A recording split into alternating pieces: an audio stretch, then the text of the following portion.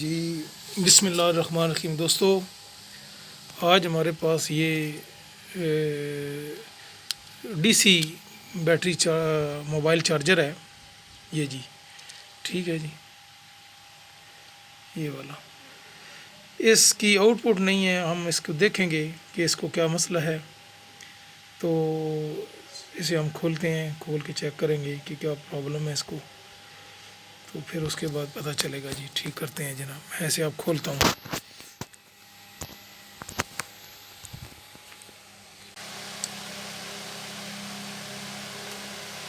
यहाँ खोलते हैं इसको।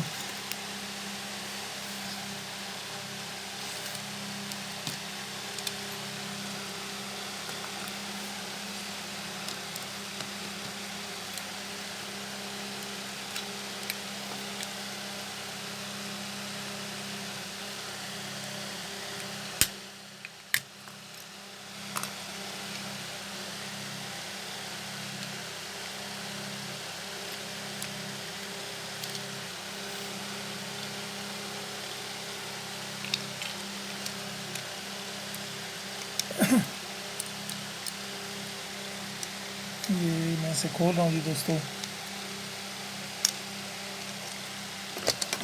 ये नेगेटिव के लिए होता है, ये वाली आउटर साइड जो होती है, और ये जो पिन होती है ये वाली, ये इधर पॉजिटिव लगी होती है। तो ये आप खोलते हैं इसको, क्या प्रॉब्लम है। तो ये जी दोस्तों, फ़िलहाल जो है ना, इसमें जो नज़र आया है विजुअली, मीटर के साथ चेक करेंगे। इसका ये जो कॉइल है, ये जो कॉइल है ये वाली, ये इसकी बिल्कुल निकली हुई है, यानी कहीं शेक हुआ है, जिसकी वजह से ये निकल गई है। और ये इसकी ये पोजीशन है, इस जगह पे ये कॉइल लगती है, यानी इसकी ये जो पॉइंट्स हैं ये ऐसे करके ऐसे कनेक्ट होते हैं।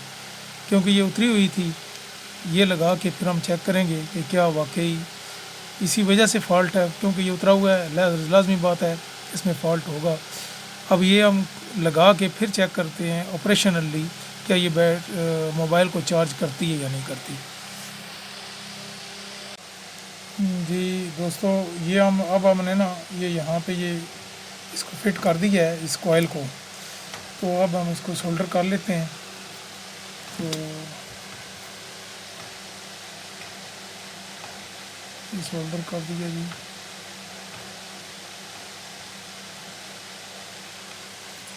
ये इसे सोल्डर कर दिया।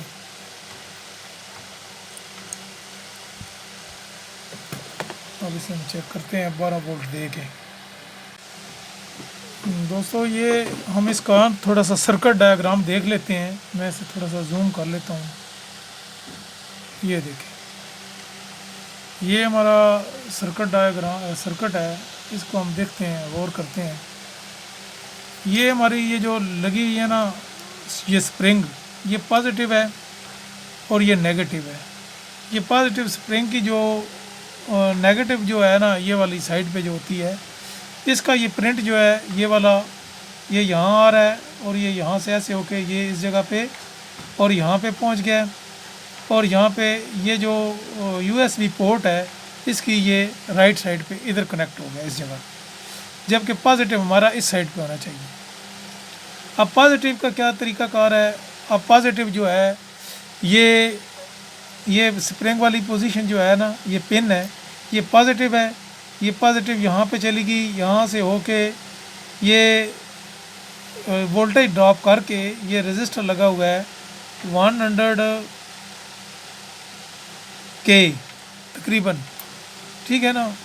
ये यहाँ से ये जो आईसी है, ये वाली आईसी की पिन नंबर 1 पे गया है, और यहाँ से आईसी की पिन नंबर 2 से ये आउट हो रहा है। यहाँ से ये वोल्टेज इसको रिड्यूस कर देती है। ये आईसी जो है, ये इसके वोल्टेज रिड्यूस कर देगी। हमारे मोबाइल चार्जिंग के लिए 4.5 वोल्टेज चाहिए हमें, जो USB पोर्ट जो हमें देती है, जो मोबाइल को चार्ज करती है।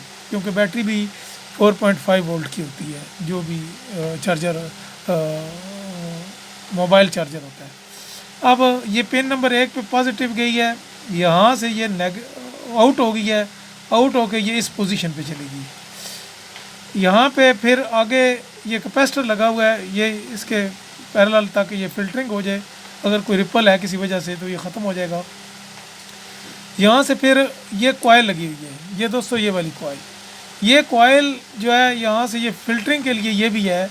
और उसके बाद यहाँ से होके ये इस प्रिंट पे आती है, इस प्रिंट से होके ये जो एक नंबर पोजीशन है इसकी यूएसबी पोर्ट की, 1 और 4 ये दोनों सप्लाई के लिए होती हैं। 1 नंबर जो है ये पॉजिटिव सप्लाई के लिए होती है और 4 नंबर जो है ये नेगेटिव सप्लाई के लिए होती है। जब यहाँ पे हमारे वोल्टेजेस पहुँच जाएंगे इस पॉइंट पे और इस पॉइंट पे, हमारी यूएसबी पोर्ट जो है ये एक्टिव हो जाएगी और हमारे चार्जर को, हमारे जो है मोबाइल चार्जिंग करना शुरू कर देगी। इसका ये तरीकाकार है। इसका मैं अभी ब्लॉक सर्किट डायग्राम कागज़ पे ड्रा करके फिर मैं बताता हूँ आपको जी दोस्तों, ये मैंने एक डायग्राम बनाया है।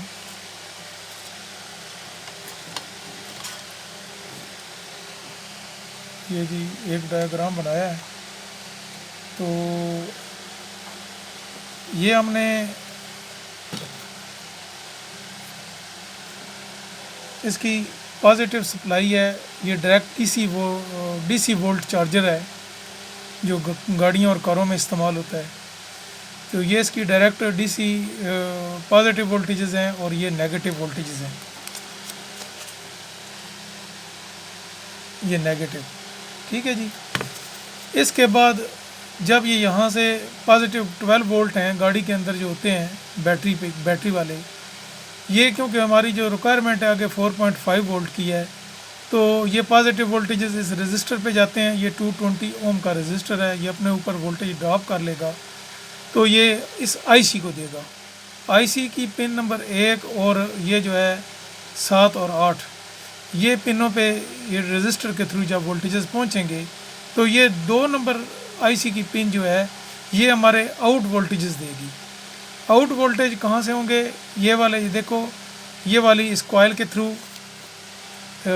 ये वाली कॉइल है, यानी मैं अगर आपको ये दिखा सकूं तो ये रजिस्टर, ये बैक साइड पे रजिस्टर एसएमडी कंपोनेंट है, ये वाला। ठीक है जी। ये वाला रजिस्टर है जी, ये ब्लैक वाला छोटा सा, ये अब शायद नज़र आ जाए, ये वाला। ठीक है जी। तो ये इसके थ्रू हो के ये आईसी की पिन नंबर 1 और पिन नंबर ये जो 7 और 8 है, इस पे ये वोल्टेजेस रजिस्टर के थ्रू पहुंचेंगे, जैसा कि हमने ये इसमें डायग्राम में बताया। फिर ये एक कैपेसिटर लगा हुआ है, इसकी बाइसिंग के लिए, आईसी की बाइसिंग के लिए पिको फैराड में होता है ये वाला कैपेसिटर, ये। ठीक है जी। ये पिन नंबर 3 और 4 पे लगा हुआ है। ठीक है जी। फिर उसके बाद ये नेगेटिव सप्लाई, ये यहाँ से, ये वाली जो है, ये नेगेटिव सप्लाई ये यहाँ से होती हुई ये इस कैपेसिटर के एंड पे जाती है। ये डायोड है, ये वाला डायोड इसके अंदर लगा हुआ है, ये इस जगह पे। फिर उसके बाद ये इलेक्ट्रोलाइट कैपेसिटर है 12 वोल्ट का, ये नेगेटिव इस पे गई और यहाँ से होके यूएसबी पोर्ट पे ये सीधी 4 नंबर पिन पे चली जाती है। ठीक है जी। ये नेगेटिव हमारी वहाँ पे पहुँच गई यूएसबी पोर्ट पे, यानी इस जगह पे, ये जो है ये यूएसबी पोर्ट है इसकी, इस पिन पे 4 नंबर पे इधर पहुँच गई है, ये इस जगह। ठीक है जी। यहाँ से फिर इसका ये नेगेटिव इधर इस यूएसबी पोर्ट पे पहुँच गया। फिर पॉजिटिव सप्लाई ये 2 नंबर पिन के थ्रू इसके होते हुए ये फिल्टरिंग स्नबर सर्किट है इसका, आईसी का। अगर शॉर्ट सर्किटिंग हो या ज़्यादा हैवी करंट हो तो फिर ये एक्टिव होता है, तो ये स्नबरिंग का भी काम करता है थोड़ा सा। ये डायोड जो है फिल्टरिंग भी करता है। उसके बाद ये जो हमारी कॉइल है, ये कॉइल, इसके एक सिरे पे ये वाला ये कनेक्टेड है, यहाँ से होती हुई हमारी पॉजिटिव सप्लाई इधर चली जाती है। यहाँ से ये फिल्टरिंग कैपेसिटर लगा हुआ है, अगर कोई रिपल आ जाए किसी वजह से तो इसको ये फ़िल्टर कर देता है। और यहाँ इस पॉइंट और इस पॉइंट पे 4.5 वोल्टेज होते हैं। ठीक है जी। ये जनाब वाला फिर ये सीधी एक नंबर यूएसबी पोर्ट के ये यूएसबी पोर्ट के 1 नंबर पिन पे इधर ये चली गई है। तो इससे ही हमारा सर्किट मुकम्मल हो जाता है, हमारे तमाम वोल्टेजेस पहुंच जाते हैं। हम अब प्रैक्टिकली देखेंगे क्या हम इसे इनपुट वोल्टेज दे रहे हैं और आउटपुट वोल्टेज 4.5 वोल्टेज दे रही है या नहीं दे रही। जी दोस्तों, अब जो है ना, ये लैपटॉप की पावर सप्लाई इस्तेमाल मैंने की है 12 वोल्ट के लिए, ठीक है जी। अब ये 12 वोल्ट सप्लाई मैंने इसको दी है यहाँ से, इसके आउट इसको इन दी है, और ये 5 पॉइंट समथिंग वोल्टेजेस जो है ना, ये हमारे मोबाइल चार्जिंग के लिए आगे आउटपुट में देगा। ये DC टू DC कन्वर्टर भी आप कह सकते हैं। अब ये जो है ना, मैंने इसे 12 वोल्ट दिए हैं। सबसे पहले हम ये चेक करते हैं क्या इस पे 12 वोल्टेजेस आ रहे हैं कि नहीं आ रहे हैं। ये देखो जी, ये इसको इन हो रहे हैं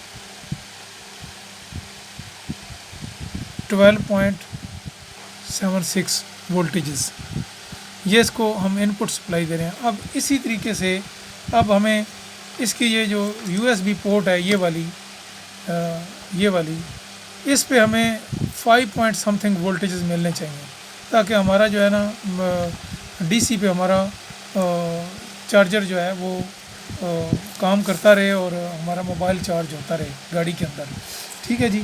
ये हमारे इसके 2 आउटपुट पॉइंट हैं, ये 1 नंबर पिन है और ये 2 नंबर पिन है। ये देखें जी, इधर 5.12 वोल्टेजेस आ रहे हैं। इट्स मीन कि हमारा ये जो है चार्जर, DC चार्जर, ये बिल्कुल ओके है विद ऑल रिस्पेक्ट, ठीक है जी। ये 5.12 वोल्टेजेस आ रहे हैं। अब हम USB पोर्ट पे लगाएंगे इधर, तो हमारे आउटपुट वोल्टेजेस हमें मिलेंगे और हमारा मोबाइल चार्जर जो है चार्जिंग शुरू कर देगा और मोबाइल चार्ज होगा। जी, हमारी वीडियो आपकी इन्फॉर्मेशन के लिए आपको अच्छी लगी है, लाइक करें, हमारे चैनल को सब्सक्राइब करें और कमेंट्स बॉक्स में अपने कोई अच्छी आरा से आगाह करने के लिए हमें कमेंट बॉक्स में हमें आगाह करें। Thank you very much.